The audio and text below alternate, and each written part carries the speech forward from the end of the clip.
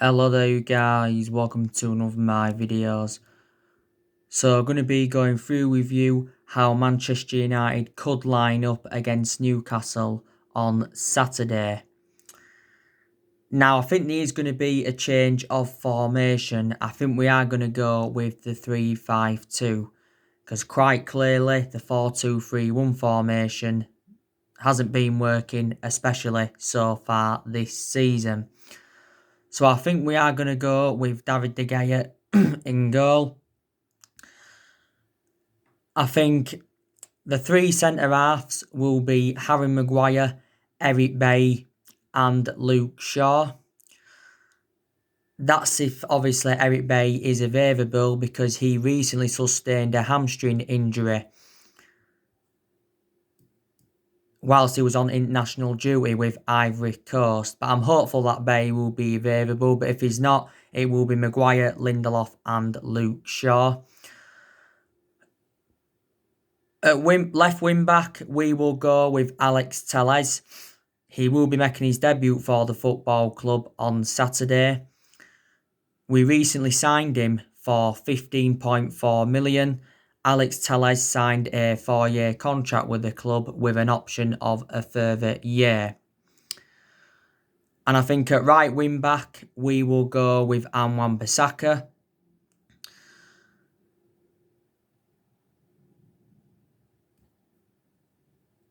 The two in the midfield, I think we'll go with Matic and Bruno Fernandes. I think Donny van de Beek, he will play ahead of them two.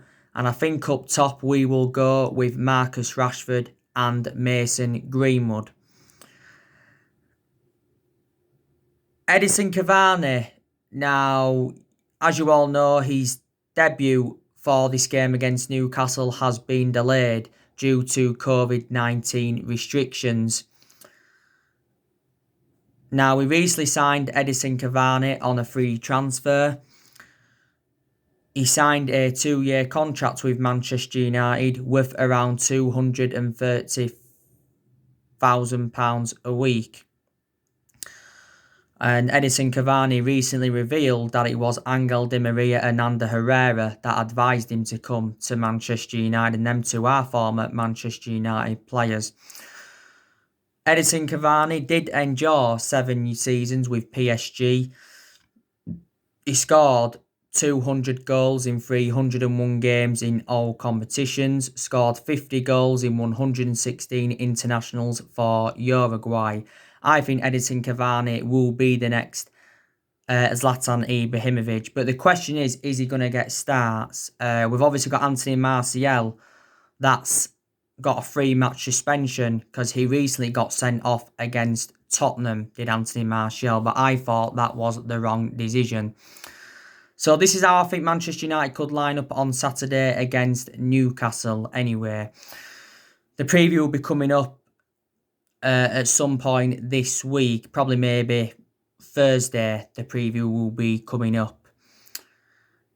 It won't be an easy game for Manchester United because, like I've mentioned, Newcastle have not lost in their last 4 matches. Newcastle won their last league game against Burnley by 3-1. This fixture at St James's Park last season was 1-0 to Newcastle, but we did beat them at Old Trafford by 4-1. Newcastle have made some good signings. You know, they obviously brought that Jamal Lewis in. They got Callum Wilson. They got Jeff Henrick. And they also got Ryan Fraser in. And I think they also signed someone else. I think also too Newcastle have got a few injuries. Steve Bruce is their current manager. I think a lot of Newcastle fans were disappointed last year when Rafa Benitez resigned. Rafa Benitez has got a good pedigree behind him. I think he resigned though because Newcastle, well, he got the impression that Newcastle weren't backing him enough.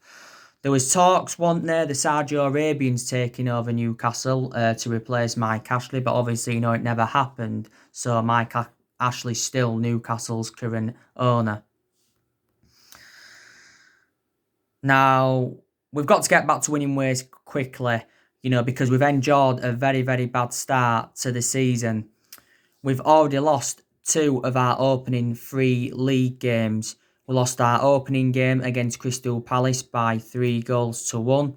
That was our worst defeat on an opening day of a Premier League season since 1995. And it was the second season in a row that Crystal Palace had beaten us at Old Trafford in the league. And we recently lost to Tottenham by 6-1. That was our heaviest defeat since the Alex Ferguson era. It was the first time we'd lost 6-1 since Manchester City back in 2011, which is 9 years or so ago now. And Solskjaer made an admission after that game saying that it was his worst day in his managerial career. And to be honest with you, we was very, very lucky to beat Brighton on our second league game. You know, we're beating them by 3-2, but in reality, that game should have ended 2-2. I think the best game we've enjoyed so far this season was the 3-0 win against Brighton in the Carabao Cup. Now, as I updated you on one of my videos that I did today, Ed Woodward is prepared to sack Solskjaer if things don't improve quickly, because we are sitting 16th in the Premier League. We are near the relegation zone.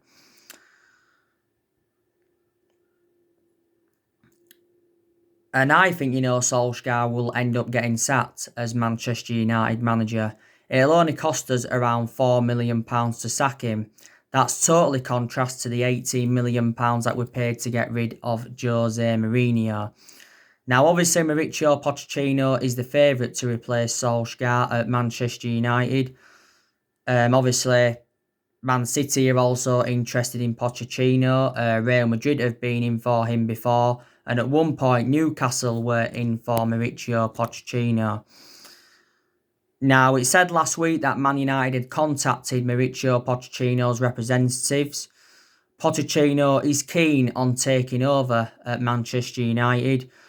He has been managerless now for nearly a year because he got sacked from Tottenham last year, didn't he? Pochettino did endure 5.5 years with Tottenham. Like I've said before, analysing the vast majority of his tenure, Tottenham were competing in and out of the top 4, weren't they? But last year, Pochettino guided Tottenham to their first ever Champions League final, didn't he? He's managed 3 clubs so far in his managerial career, Tottenham. Before then, he was at Southampton. He enjoyed a short tenure with Southampton, but guided Southampton to their highest ever finish. And before that, he was at Espanyol. But Pochettino, I think, is a much better manager than Solskjaer. He's well proven in the Premier League. He's dealt with top players. My only element of concern about him is that he hasn't won anything in terms of silverware. If we do recommend Pochettino win, he will be our 5th permanent manager since the Sir Alex Ferguson era, won't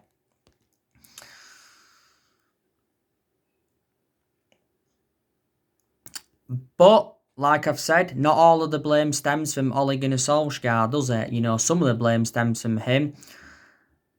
I think a lot of the blame stems from Woodward and the Glazers. Because I think the managers that we've had since Alex Ferguson retired have not been backed enough. And I certainly thought throughout the course of the summer transfer window this year, Solskjaer was not backed enough. Because we missed out on all of Ole Gunnar Solskjaer's priority targets. We obviously missed out on Jadon Sancho. We missed out on Jack Grealish. We missed out on a lot of players, We missed out on Ousmane Dembele. We missed out on Erling Haaland in January. We missed out on Jude Bellingham. We missed out on Kalidou Koulibaly. We missed out on Thiago. We missed out on Sergio Reguilon. In reality, we should have got Sergio Reguilon in, and we also missed out on Bale. So, yeah, we missed out on a lot of targets. But we've been critical of the board for several years anyway, because our recruitment policy's been poor for a long time now. We've also overpaid for players. Woodward's been at the football club since 2012. The Glazers have been at the football club since 2005. And Matt Judge has been with us around 7 seasons, and he's accountable for some of the failure of transfers. But I think the biggest culprits are the Glazers, like I've said before, because the Glazers are the ones that recommended Woodward in, and he also recommended Matt Judge in. But Solskjaer revealed quite a few times during the course of that summer transfer window that he was frustrated with the board. And I said to you, didn't I, before we kicked off our season, what would represent a good season for Manchester United, and that would be to finish in the top 4, maybe finish in the top 2 or top 3 if possible, and win a trophy. We haven't won a trophy for over 3 years, and we haven't won out yet in terms of silverware under the Ole Gunnar Solskjaer era. So I said these are 2 expectations he's got to exceed if he's to avoid getting the sack. You know, there's also certain players that have got to improve at Manchester United. I think in a lot of Ole Gunnar Solskjaer's games as well, he's been very tactically naive. So I said his decision making has got to improve. I think Solskjaer's just got under 2 years left now on his current contract at Manchester United, hasn't he? I've taken positives from his tenure, don't get me wrong. I think he has made some good signings so far. He has spent over £200 million since he came in at Manchester United. You know, in the summer of 2019, he brought Daniel James and Wan-Bissaka and Harry Maguire in. In January, he brought Bruno Fernandes and Odion Ighalo in on loan. And he brought 5 players in the summer transfer window that's just shut, and that was Donny van der Beek, Alex Telles, Edison Cavani, Facundo Pellistri and Amad Traore. Amad Traore is joining the football club in January. We've also seen a lot of players leave since Solskjaer got recommended into the club. I also like the way he has promoted the youth because the young players have been given their opportunities. Last season, our record against the top 6 sides was good, you know, because Solskjaer beaten Pep Guardiola 3 times last season. He beaten Frank Lampard 3 times last season. He's already overcome Jose Mourinho once. You know, and we've had some good periods under him. Don't forget, went on a 19-game unbeaten run in all competitions. We went on a 14-game unbeaten run in the Premier League until Crystal Palace had beaten us. And we did well in that 3-month period when Solskjaer was the interim manager. You know, Solskjaer was appointed as Manchester United manager in December 2018, weren't he? And obviously, you know, he's been permanent Manchester United manager since March 2019. The main explanation we give him the job permanently was reflecting on what he did in that 3-month period when he was the interim manager. But he has been at the club now almost 2 years, like I said. I credit him also for last season. Last season, to be fair, Solskjaer did exceed most of his expectations. He got us qualification for the Champions League. We also finished 3rd, second highest we've finished since the Ferguson era. And we did progress to 3 semi-finals. We got to the FA Cup semi-final, the Europa League semi-final, and the EFL Cup semi-final.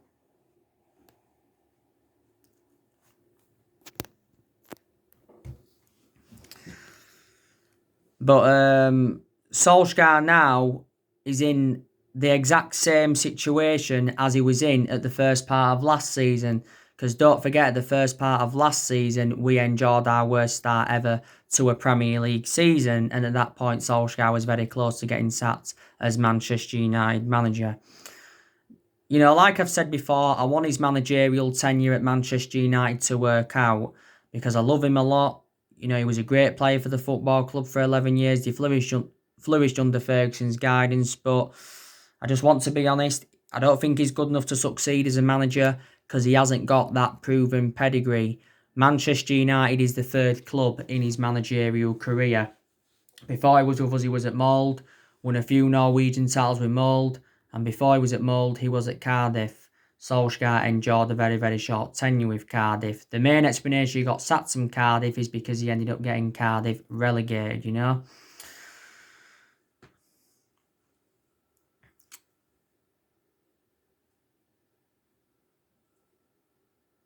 You know.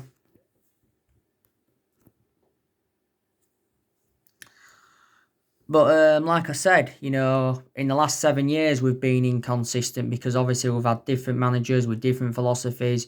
You know, we obviously sacked David Moyes. He enjoyed, 8 and 9 months with the club. We finished 7th under his guidance, the lowest we've finished in the Premier League era. We sacked Louis van Gaal. He endured, 2 years at Man United. We did win the FA Cup under him. And we sacked Jose Mourinho after 2.5 years, despite him winning the Europa League and the League Cup in his first season at Manchester United. And also got second in his first season. So Solskjaer's our 4th permanent manager since the Sir Alex Ferguson era. Like you saw one of my videos that I did yesterday, and I think Manchester United have made a lot of mistakes in the last 7 years, and that's one of the main explanations why we've been so inconsistent. We made a mistake giving Solskjaer the job permanently. There's certain players we've given contracts to who we shouldn't have given contracts to. I think there's a couple of players that we've let go who we shouldn't have let go. Obviously, Ferguson made a mistake by appointing Moyes in.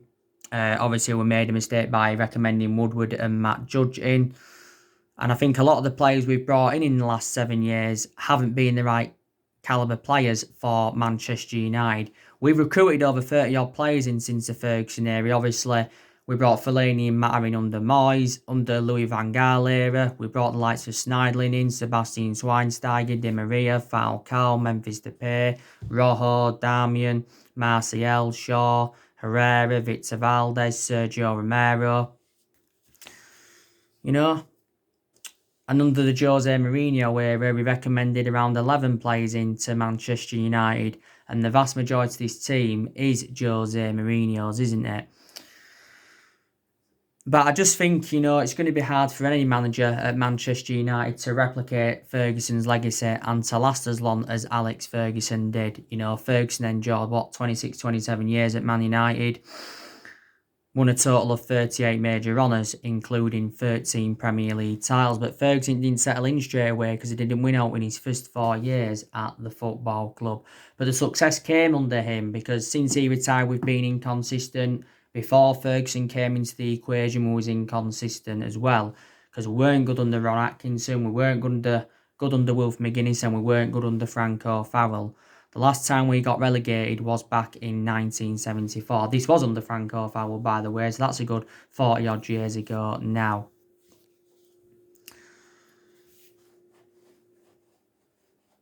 But like I said to you, Solskjaer is inheriting, a lot of players here from the Jose Mourinho era. There's still a few players here from the Van Gaal era, still one player from the Moyes era, and I think there's still around 2 players here from the Sir Alex Ferguson era. You know what I mean?